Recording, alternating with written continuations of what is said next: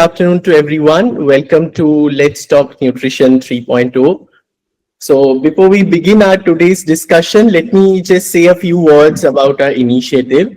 So Let's Talk Nutrition, it's a student and scholars-led initiative which started from ICMR NIN. And basically, we aim to spark meaningful discussions in the field of nutrition, public health, and allied sciences. And our sole objective is to make a community where people can come and interact with leading scholars in the discipline, because the formal settings like conferences and seminars that we usually have, that give us very less opportunity to interact with our seniors because of time constraints and other institutional protocols. So that's our main objective. And we are really lucky to have NatFirst and the Healthy Indian Project HIP as our partners. So NatFirst, it's a product intelligence company. They have developed an app called Truthin. So if you scan your packaged food products with Truthin app, it basically decodes the food label and it tells you whether it's good for you. So NatFirst is our event partner, and the Healthy Indian Project is our fact-checking organization. They disseminate credible health information through various channels like their journals, blogs, social media handles, and so on. And today, we are fortunate to have Dr. Ranadip Chowdhury sir with us. Before he begins the lecture, I'll request Siddharth, who's an MSc Applied Nutrition student here at NIN. I'll request Siddharth to formally introduce sir. So Siddharth, over to you. Is my voice audible? Yes, you can. Yeah. A very good afternoon to one and all present here. It gives me immense pleasure to welcome you all to the third edition of Let's Talk Nutrition. We are truly honored to have with us today our distinguished guest speaker, Dr. Ranadip Chowdhury, whose experience and valuable insights on maternal and child nutrition promise to make today's session both enlightening and inspiring. Dr. Ranadip Chowdhury is an intermediate career scientist with more than 10 years of research experience in maternal and child health and nutrition. He has served as an investigator for many projects related to supplementation for mothers and infants, and is currently serving as a principal investigator of an ongoing intervention trial on preterm or term SGA babies during infancy on growth, neurodevelopment, body composition, and their biomarkers in the first 6 months of life. He holds an MBBS from Neil Ratan Sarkar Medical College, MD in Community Medicine from RGKar Medical College, and a PhD in Child Nutrition from University of Bergen. His key area of work is on maternal and child health and nutrition, and his core strengths include development and testing of interventions to achieve optimal health and nutrition in 1,000 days plus and next 1,000 days, epidemiology, biostatistics, systematic review and meta-analysis, clinical trials, and data management. Thank you, sir, for accepting our invitation as we look forward to having an engaging session with you. Thank you. Thank you all for interacting with all of you. I hope this is an informal interaction. So I will make that interaction in that way. I will make a small presentation, say for 15-20 minutes, maximum 25 minutes, then we can have an interaction. Okay? Yes. So what I will try to cover in next 20 to 25 minutes about three most critical issues currently that are bothering us in Indian public health nutrition. And when we know there is an issue, we should try to identify the potential solution. And when we identify a potential solution, randomized control trial is the most robust methodology to prove that solution. So the whole path of identification of a problem, identification of the potential solution through development of the interventions, and testing out that information in a community or facility setting wherever it is feasible to show the efficacy of the intervention to come up with a solution. So that should be the goal of all the nutritionists or all the members who are attending this informal discussion. So I will first talk about three important problems of India. One is stunting, means low length for age or low height for age. And I have already shared the presentation with Shomam, so you can have a look at it.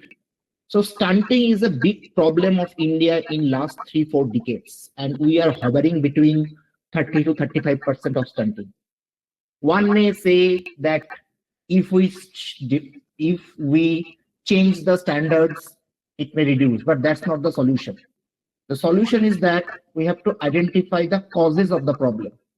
And this article was published in 2014 by Prendergast and Jeff Humphrey to first talk about that stunting is a syndrome. Stunting is not an individual issue. And what are the issues behind that? Issues are could be related to health, and this health could be child health, health of the pregnant woman, and nowadays I will show that even health of the woman before pregnancy. Second issue is about the psychosocial care or the psychosocial environment of the mother, and also the early child space stimulation of the infant or children.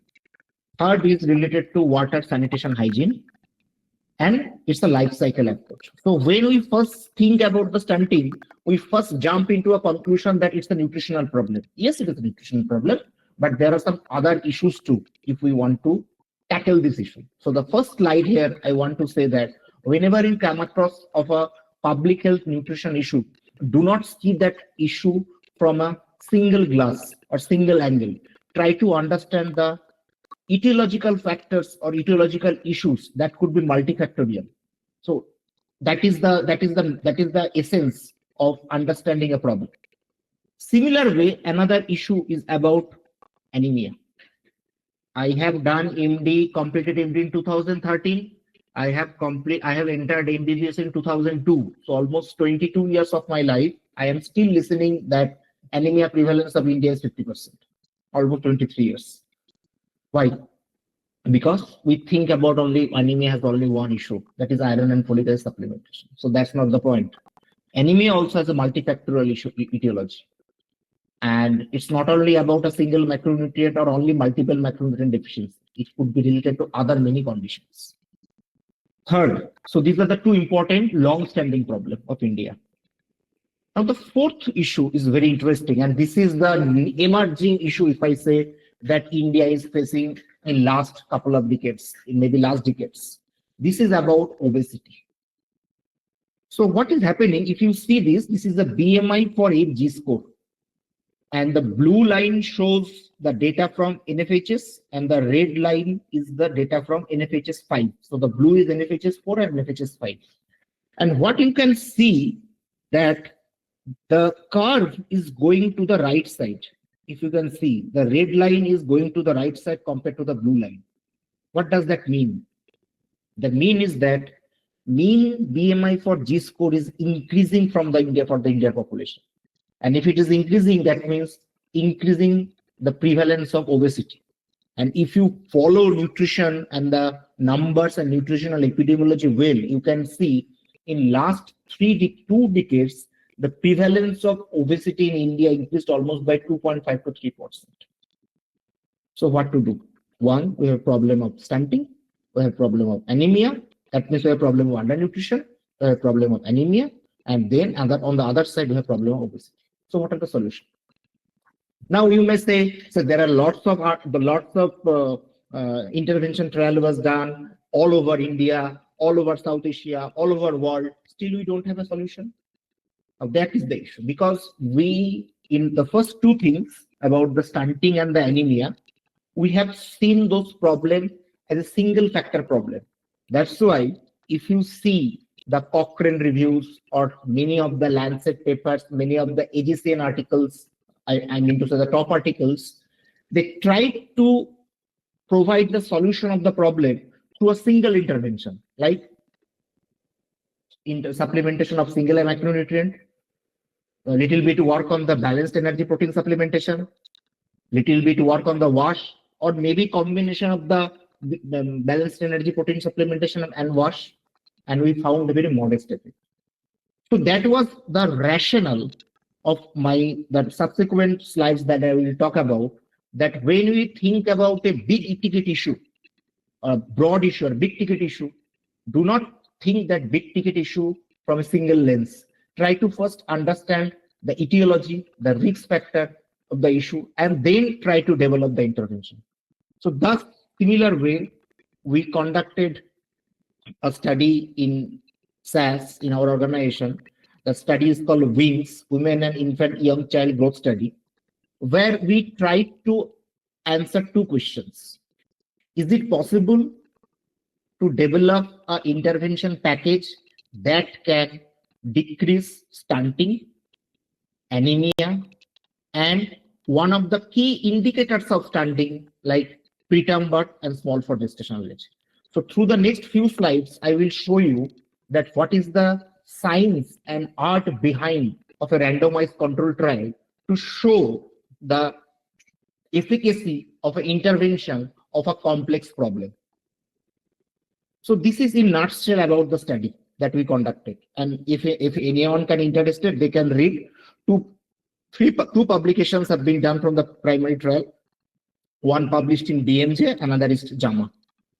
So what we did in the study, that we identified women from preconception, because during that time the concept came in Lancet that there is a critical role of women's health before they enter into the pregnancy. And why? The rationale is that when a woman enter into pregnancy, or first time when a woman knows that she is pregnant, or when the first time woman goes to the health system, the pregnancy, already 3 months are lost, because usually they go around 12 weeks of age. Then how much time do you have? Maximum 6 months. Now it has two issues. One, pregnancy itself have additional requirement of energy, protein, fat, micronutrients. And second, if a woman is entering into a pregnancy with anemia, micronutrient deficiency, infection, or any other condition, logically think, is it possible to tackle these two issues within 6 months? No, it's not possible. And that's the reason the studies we started from pregnancy showed a modest effect on the critical outcomes. So that's why we started from preconception. Then the intervention was given throughout pregnancy and first 2 years of life. This is one issue. So life cycle approach. The second issue was that, as I was mentioning earlier, that we were dealing with an issue or a couple of issues which are multifactorial etiology. So if you have a multifactorial etiology, only single intervention will not work. So that is the reason we develop an intervention package. And I also will tell you the story how this intervention package was developed. So it was related to health, nutrition, wash, psychosocial care, and support. Regarding the findings, I will talk about a little bit later. So the problem had two.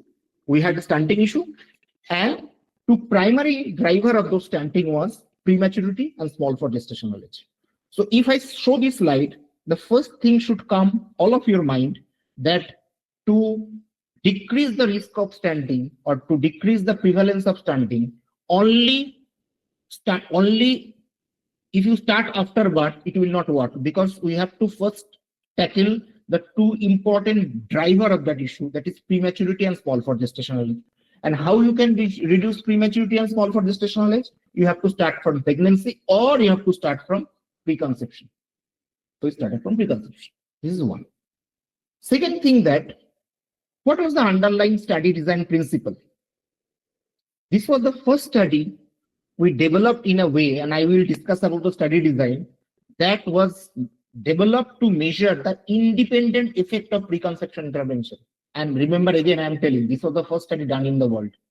Second, that this study tried to show the combined effect of an integrated package of intervention across preconception, pregnancy, and postnatal care. Third, many of us have read that stunting has an intergenerational effect. Uska matlab, the meaning is that if my grandmother was stunted, then my mother would be stunted, then I am stunted, my baby will be stunted, because it is an intergenerational effect. So we tried to also examine whether a package of intervention provided to this woman from preconception to pregnancy and the postnatal period, can we make a halt of this intergenerational effect and then optimize intervention delivery. So all these points, what I'm talking about, this is the science of randomized control trial. That means when we think about a randomized control trial to alleviate or to find out a potential solution of a public health nutrition or public health problem, this basic science or public health related science or epidemiology related issue need to be our back of the mind. So this is the initiation phase of RCT, and that's the science behind it. So you have to consider about that. Then the objective was that to determine the effect of integrated and concurrent delivery of intervention during preconception alone, during pregnancy and early childhood, and throughout pregnancy and early childhood, preconception, pregnancy, and early childhood on growth outcomes at birth and 24 months compared to routine care. So this is important here because the including preconception care, usually it's called 1,000+ days, pregnancy and early childhood, or basically the first 2 years of life, called 1,000 days. Now, the study was done in urban and peri-urban socioeconomic neighborhood of South Delhi. Some of the pictures of that you can see, and these are the little bit of the characteristics of that. So this is also come as a part of the mix of science and art of RCT, where you are doing the study. Now, the study design, and I will spend 2 to 3 minutes on that to understand you one very critical issue about the behind the science of RCT and how epidemiologically or study method related robustness is needed. We started from preconception. We provided the intervention throughout pregnancy and first 2 years of life. Now, if this is my research question, then what should be my study design so that I can get an independent effect measure of preconception? That's why we didn't do a simple 1:1 randomized controlled trial. We did a factorial trial. So let's follow the study design. We identified eligible pregnant women, whatever the eligibility criteria, it is written above. Then we first randomized them. Those who went into the intervention group received preconception intervention package, and those who are control group received control care. And you all know that in India there is nothing preconception care, little bit of weekly iron folic acid supplementation that received from the health system. And another important thing you will see, we have stratified the randomization by maternal height. Why? To answer the question of the intergenerational effect of stunting. Then they received this preconception intervention. Once they reported pregnancy, then both the groups were randomized again, and we did an ultrasonography to have a robust assessment of gestational age. So after reporting of the pregnancy, the second round of randomization done, one group received pregnancy and early childhood care, another group received routine care, and similar happened for the routine care group. So because of this 2 stage of randomization, if you see the last row, we had 4 groups. One group is the group A, who received intervention from preconception throughout pregnancy and early childhood. Group B, which received intervention only in the preconception, but no intervention in the routine care in the pregnancy and early childhood. Group C, no preconception intervention, but intervention during pregnancy and childhood. And group D is the pure control. As because we had these 4 groups, and as because we had this factorial design, now you can see that and that's the reason we answered the question of the effect of preconception intervention versus no preconception intervention. How? Let's spend 1 minute here. If you combine group A plus group B, so if you combine group A plus group B and then compare that with group C plus group D, what you will get?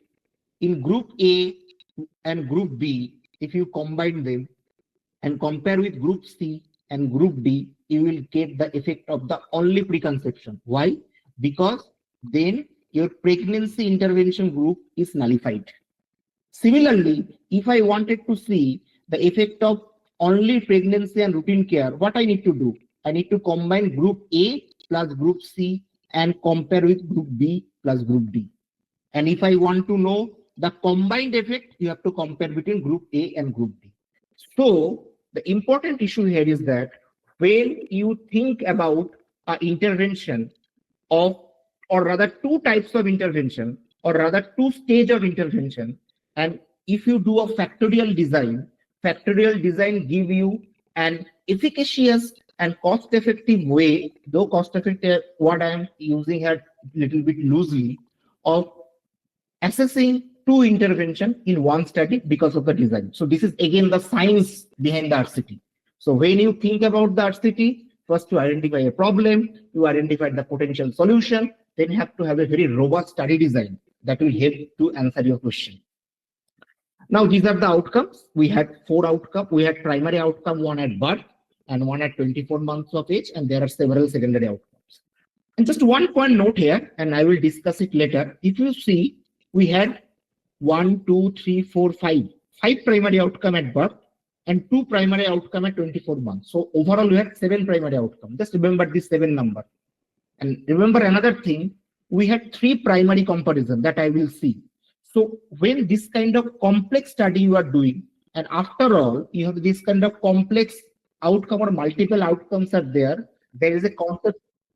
Okay. So these outcomes I have talked about. Now this is the most critical thing, and that you all need to understand. How to develop an intervention. You have a problem, but how to develop that intervention? So what I did, and this is a very good story, as because we are having this informal discussion. What we did, before identifying all the components of the intervention, we did a review of reviews. We did a review of systematic reviews in last 10 years in all the critical domains. Then we jotted down and summarized all the efficacious intervention that have shown through those systematic reviews. After doing that in all the components and in all the age group, like preconception, pregnancy, and early childhood, we had a technical advisory group meeting. Through that technical advisory group meeting, through the reviews, and it took almost 6 months to do all those activities, we came up with the final package of the intervention. So it was the final package of the intervention. It had 4 components: health, nutrition, psychosocial care, WASH, control is the peer control group, and it was delivered in 3 life cycle, if I say, preconception, pregnancy, and early childhood. So the take-home message for all of you for this slide is that when you develop an intervention, that phase is very critical. And that's why the most critical component of the randomized control trial comes. Because developing an intervention for a trial needs your biological understanding behind the problem. You need to know the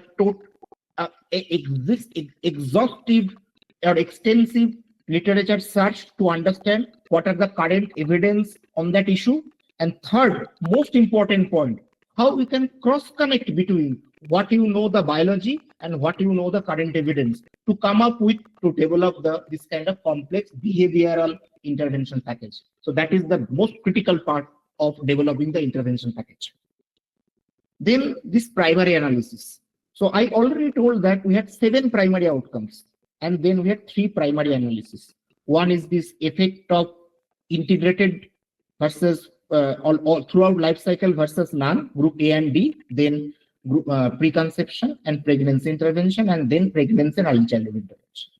So just think through that when you are writing this manuscript, or when you are doing the analysis of this complex study, you have 7 primary outcome, and for each of the outcome you have 3 primary analysis comparison.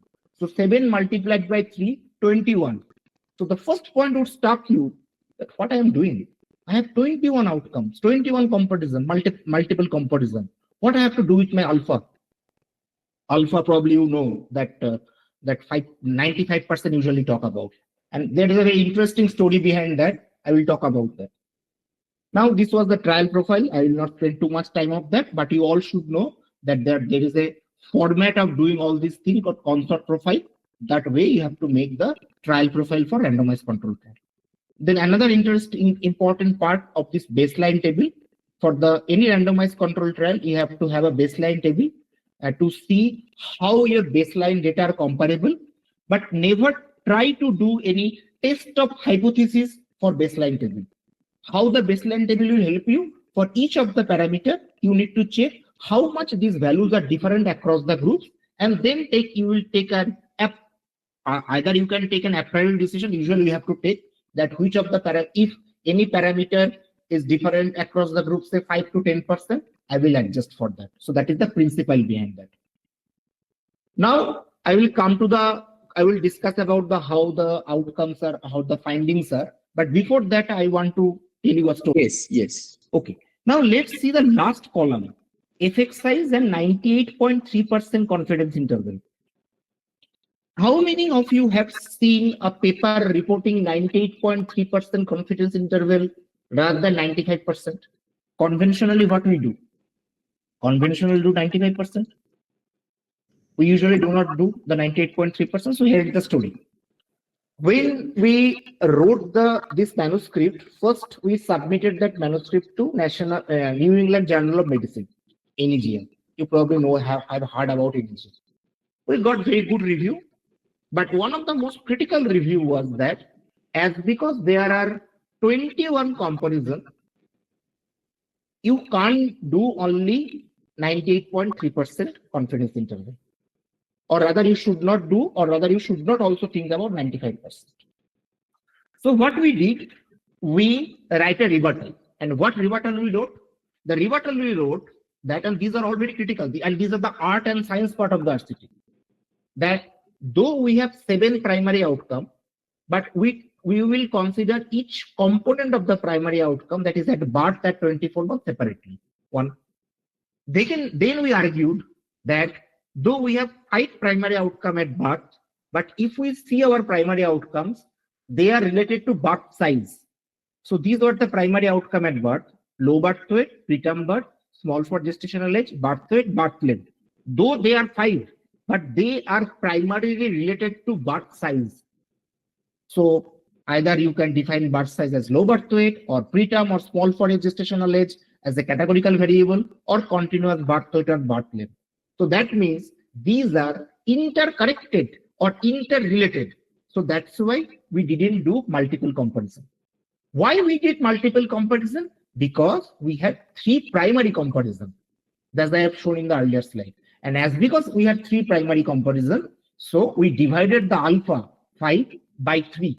So 0.5 by 3, it comes to 0.017. So that means 100 minus 0.17, it comes 98.3. So that was the rationale. But sorry to say, the NEJM statistician did not like that argument and they rejected. Okay, fine, they rejected. Then we submitted this article to BMJ. And the same rationale we gave. And subsequently published in BMJ. So the point what I'm trying to say here is that when we analyze something after doing, and even that for the NEJM reviewers, other reviewers, they didn't have any other concern. They all said that it's a very critical study, it is a very well organized study, very low loss to follow up, many things, but only this issue. So the point here to remember for all of you, as because you are too early in your career, whatever the reviewers say, always try to justify what is your knowledge, what is your understanding on the issue. For that, you may not have a NEJM, but you may have a Lancet. You may not have a Lancet, but you may have a BMJ. But you will have the work published in good journal. And then after publication, when we will disseminate that, then we will see if your work was good and if your rationalize was good, it will be how people can accept that work. So for all of you, do not jump to a conclusion that yes, reviewer has said to do this, I have to do that. Before doing that, justify yourself that what is correct and what is wrong. So that was my point when I was talking about this 98.3 percentile or 98.3 confidence interval. Now let's come to a little bit about the outcome. One of the critical issue I talked about in public health nutrition about anemia. So these are the outcome at the time of pregnancy. Can you see what is the anemia prevalence of moderate and severe anemia in the intervention group? Only 15%. So we showed 55% reduction of anemia in women of reproductive age group. What does that mean? It means that when you have a problem of multifactorial etiology, if you target all the factors, you can have this much of reduction of that condition. Number one. Number two, let's come to outcomes during pregnancy. And for all of you, I want to focus you on important thing. You see severe anemia in the third row. We had zero severe anemia in the intervention group. Zero. No severe anemia. So that is the magic. That if you are dealing with an issue which has multifactorial etiology, and if you tackle all the etiology, you can get a very, very substantial number of effect, a substantial effect of the outcome. Second thing. Now the third most important thing, another thing. We showed low birth weight reduction by 24%. We showed small for gestational age reduction by 29%. This is huge. And the last and the most important thing, that is my favorite, is the stunting at 24 months. We showed 53% reduction of stunting in the intervention, only 10% stunting, and probably that usually come around 8-10% even in the high income countries. So, and this is the another way to show the result. This length for a G-score from birth to 24 months. The group, the blue color, the y-axis shows the length for a G-score. The blue color is the color who received intervention throughout preconception, pregnancy, and early childhood, and group D is the pure control group. So we can see that in terms of continuous effect also, the group A was far superior compared to those who did not receive any intervention or routine care. So the learning, what we learned here, the preconception intervention had a major effect of benefiting burden of infants in low birth weight and small for gestational age.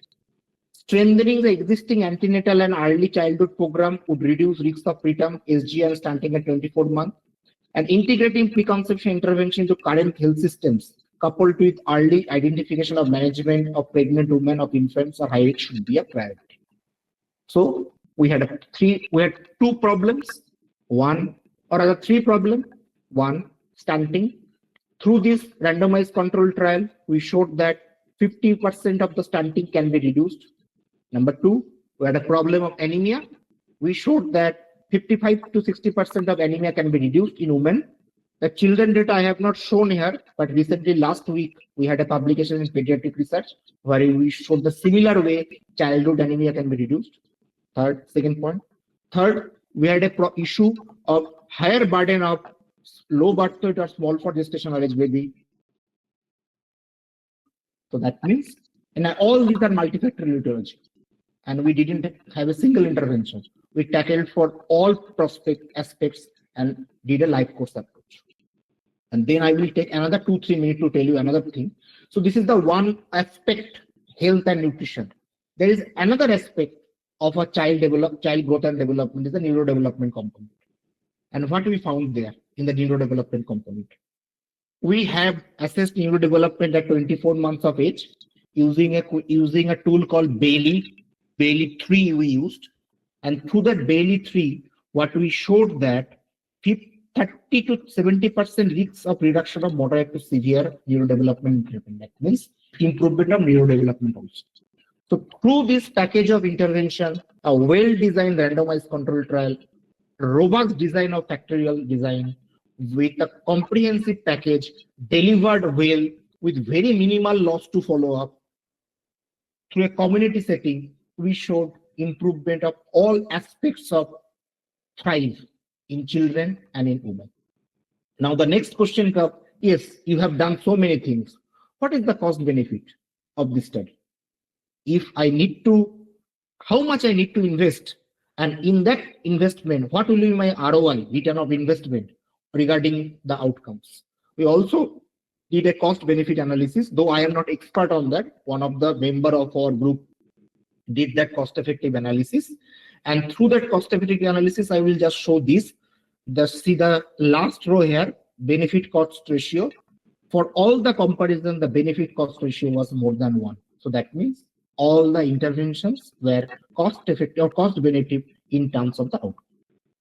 So I think this is my last slide. So before I conclude, I just again want to emphasize the one fact to all of you. Identify a big ticket issue. Identify a big ticket issue that is a big Indian problem. Try to understand the biology about that big ticket issue. Prevalence we all know, as because the prevalence is high, that's why it's a big ticket issue. understand the biology of that problem, come up with the potential solution through literature review and understanding the biology of the problem through a potential solution of an intervention/intervention package. Think about a robust study design, that how that intervention can be shown effective in community setting or hospital setting. Implement a good study with very low loss to follow-up.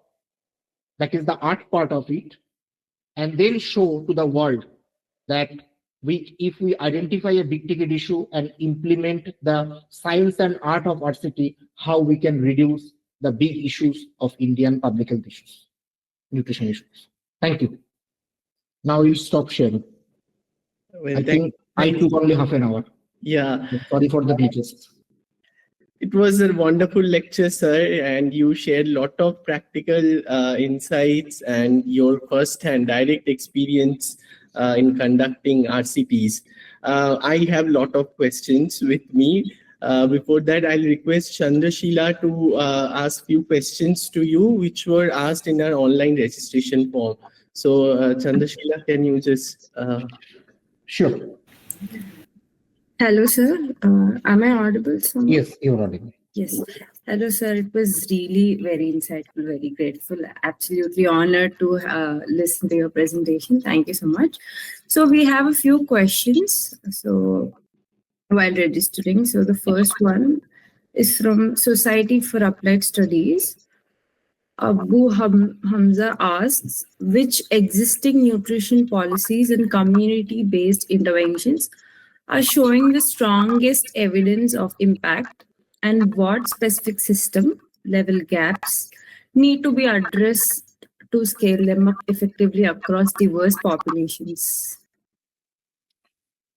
Fortunately or unfortunately, the lady asked this question, or I don't know who asked this question, is from Society for Applied Studies, my organization. Yes. Anyway. Yes, sir. Yes, Good. yes. Okay, so see, there are two issues. And in one of my slides, I have shown for the pregnancy and the early childhood, we know what are the efficacious interventions. Maybe 2 or 3 here and there, but we know the issues are implementation. And implementation depends on many issues. Implementation doesn't depend only on the field level or the ground level worker. It also depends on the governance, who are in the governance. I'm not talking about the government, I'm talking about the governance, how the system works. So that is a big issue. And that's why nowadays this concept of implementation research has come up. That how you can identify those issues, develop an implementation model, and implement that to increase the adoption of interventions, public health intervention on pregnancy and early childhood. That is the first part. Second part of the question is that in this study, what we have shown that it's not only about the 1,000 days, we may go beyond 1,000 days, the preconception. And currently there in India, there is no program. So you can't say that we can start from tomorrow.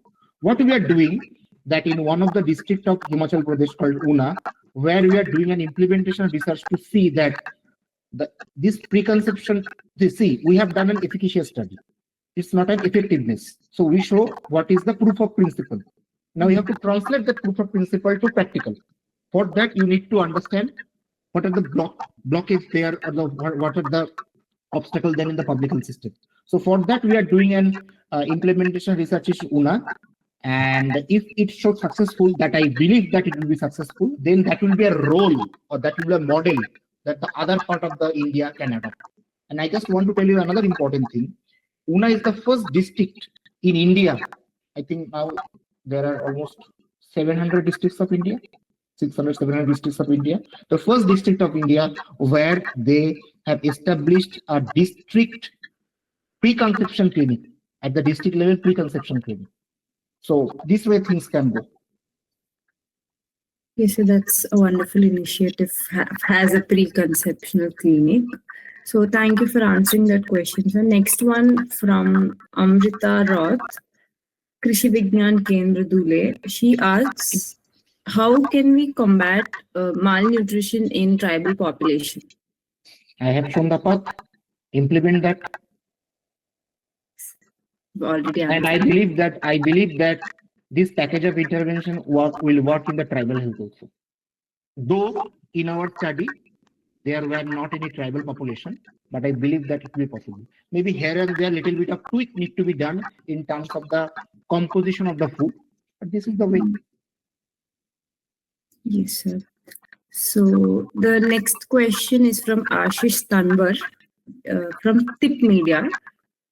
What are the best ways to measure dietary outcomes? I think you people are best to respond this. My little bit of knowledge about this is that dietary recall definitely, but not a single dietary recall, at least 3 in a last week, 2 weekdays, 1 weekend. If you can weigh the raw foods, it is better, but sometimes it's not possible to have. So this is the way we can do it. And there's also FFQ, food frequency question. Yes. You people are both on these issues. Yes. And one more question from Dr. Rishita Joshi. She's from IGNOR. She asks, is protein powder supplementation safe for women during pregnancy? Okay, good question. See, there is an additional requirement of protein during pregnancy. The requirement in the second trimester is additional requirement. Additional talking about. Usual requirement is 0.8 kg per gram, 0.8 gram per kg per day. This is the usual requirement for all of us who are attending this call. During pregnancy, this requirement increases. In the second trimester, the requirement is approximately 8 to 9 gram. And the third trimester, the requirement is approximately 27 to 33 gram. So that means whatever our requirement now, in pregnancy requirement increase. Now that requirement you can have either from any animal source protein or any protein powder. That's not the issue. But you should not exceed what is the requirement. The source can be anything.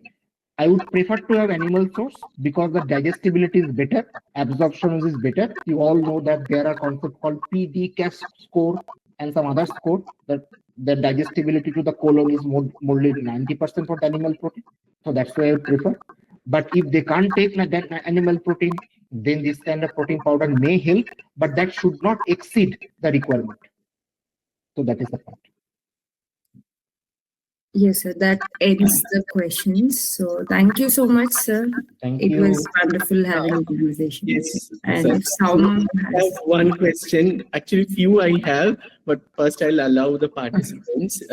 My question was regarding anemia, sir, as you mentioned. So there are a lot of, confusion and controversies regarding the cutoffs that we use for anemia detection in India. So what is your view on it? Like, are we using the cutoffs? Cutoff is always an issue. And you know, Foman, when cutoff comes, when you have a problem with high burden, people always try to say, lower down the cutoff, lower down the cutoff, you will have less number. So that is one point.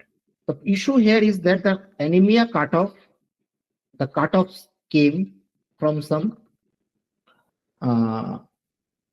European or Western part of India data. Now you can think that you may reduce the cutoff, say pregnancy from 11 to 10. What will happen? Your 50% prevalence may come to 40%.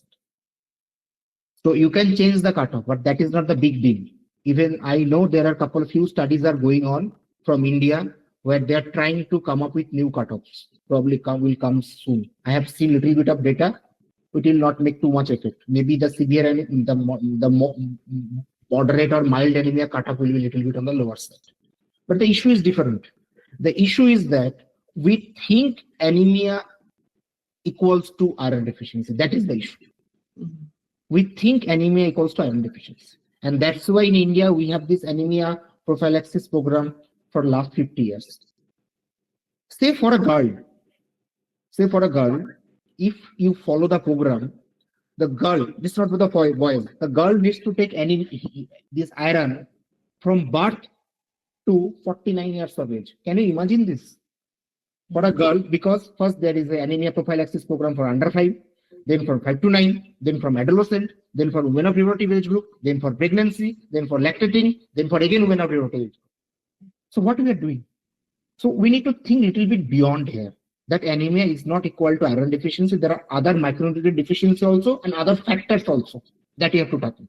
That you can reduce. So cutoff is fine. Cutoff you can change here and there a little bit up and down, 0.5 ml, 0.5 milligram DL you can up and down. But the major issue is that what intervention can have an effect to reduce the burden.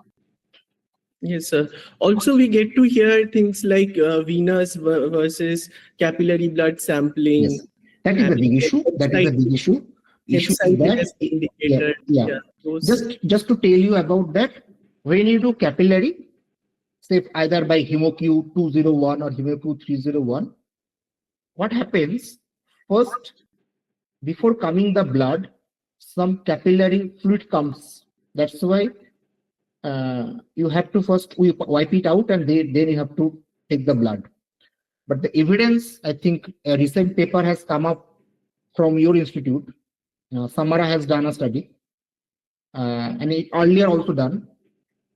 Capillary hemoglobin assessment gives higher anemia prevalence compared to venous autoanalyzer. That means capillary gives less hemoglobin compared to venous. So in an ideal world, we should go for venous, but many of the times we do not have. That's why this point of care diagnostics are come. Okay, sir. Do the participants have any question? You can please, unmute and ask, sir, directly. Any questions from the participants, please?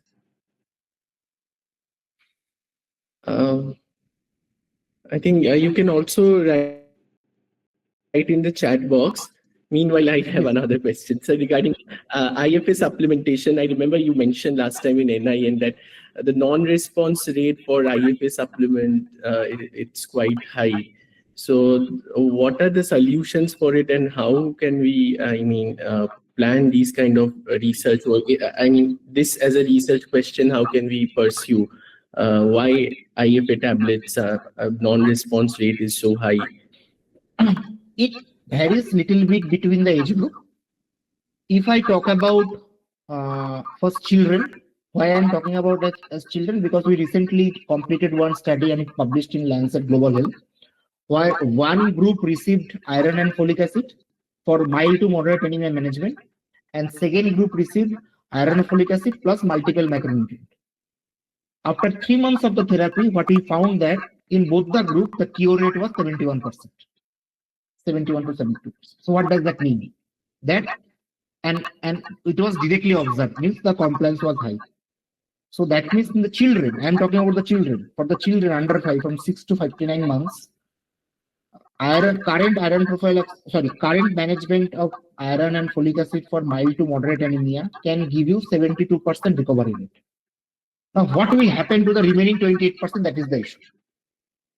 For the remaining 28%, two options can happen. Either they may need another 3 months of therapy, and some of them may have some other issues.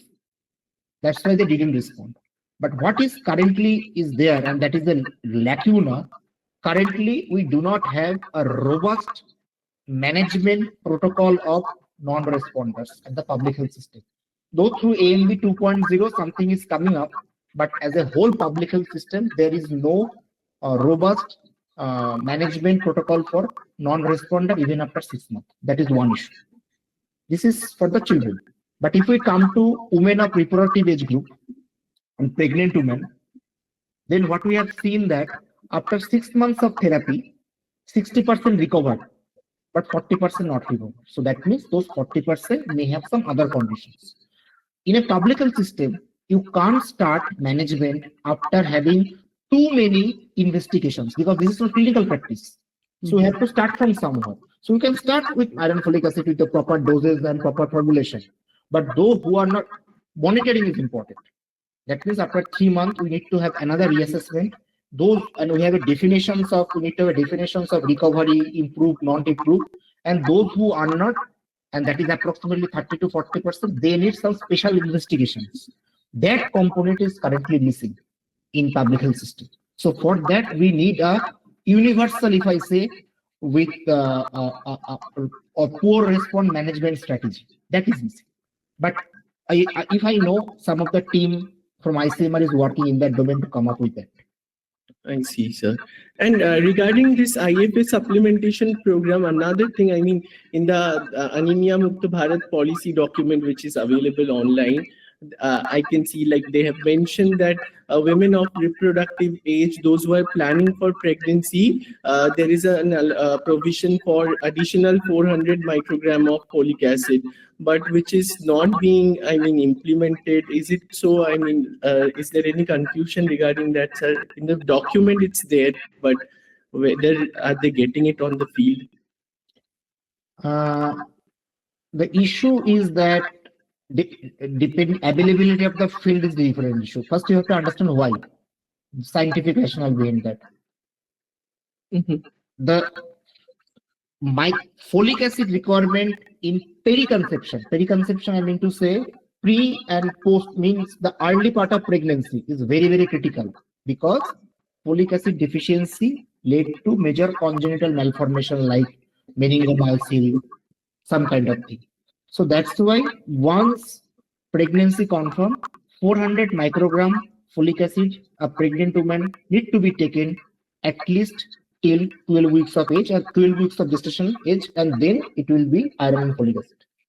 But what I have seen that even in Delhi, and I'm talking about 3-4 years back, not 3-4 years, when we were doing the wings 5-6 years back, even in the premium medical colleges, this 400 microgram is not available. Do you know how much available?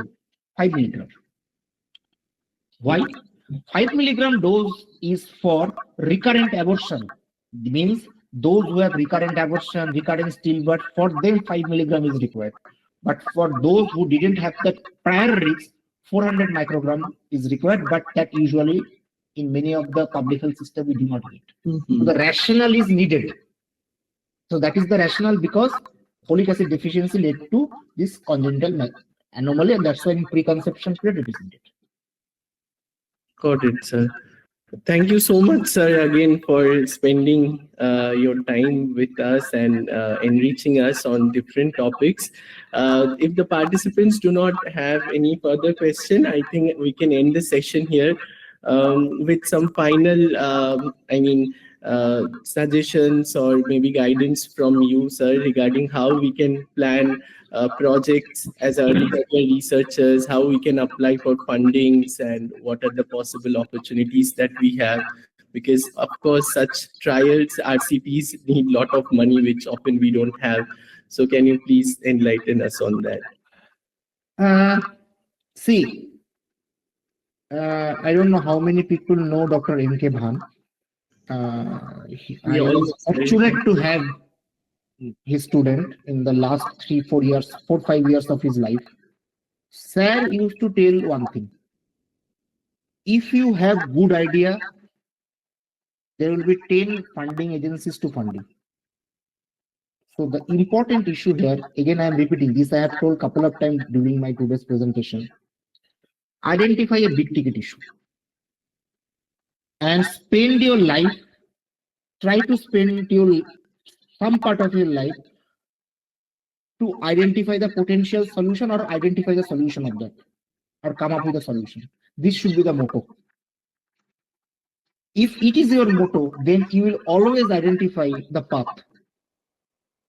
I joined Society for Applied Study in 2013, immediately after completion of my MD. And during that time, the stunting issues were on the top, were discussing.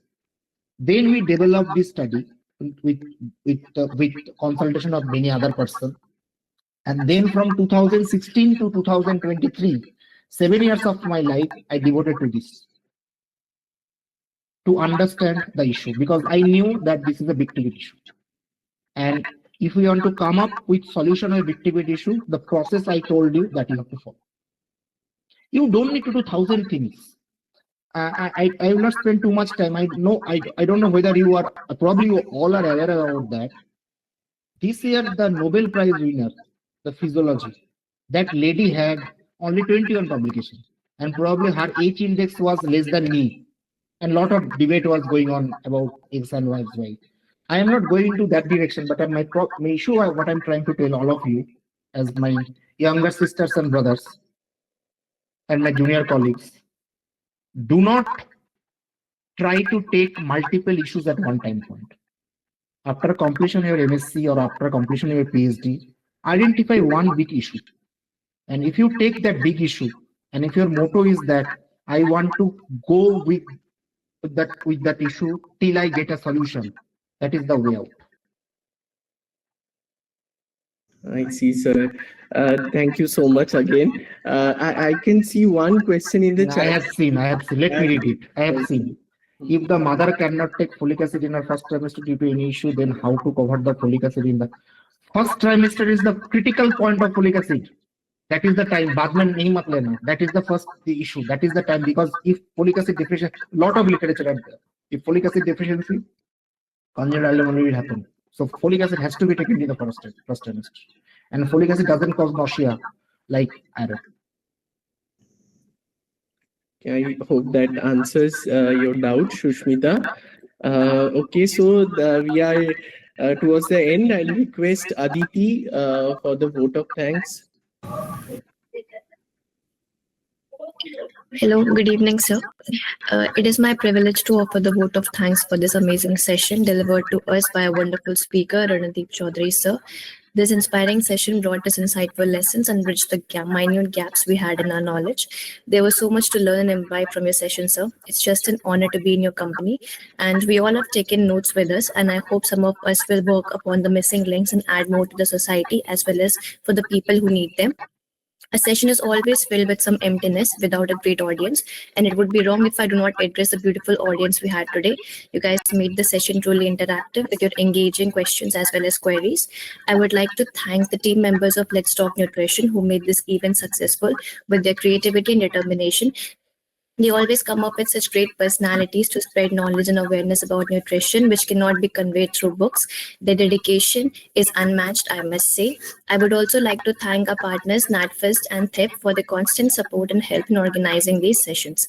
Thank you all for being a part of this session. I hope you guys have imbibed much more than you expected to. Would love to see you again in more upcoming sessions of Let's Talk Nutrition. Till then, be curious and keep impatiently waiting for us. Thank you. And thank you. Thank you, all of you.